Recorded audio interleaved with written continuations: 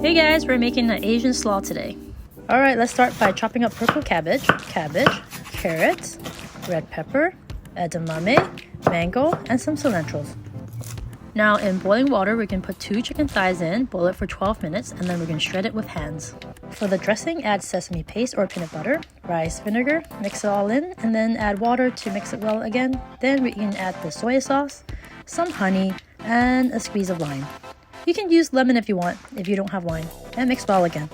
And this is the easy part. Now you just have to combine all the vegetables together and then mix it all in, give it a nice toss. Look at that beautiful color. Now we're going to add the sauce in, and then we're going to garnish it with cilantro, sesame oil, and sesame seed. And we're done.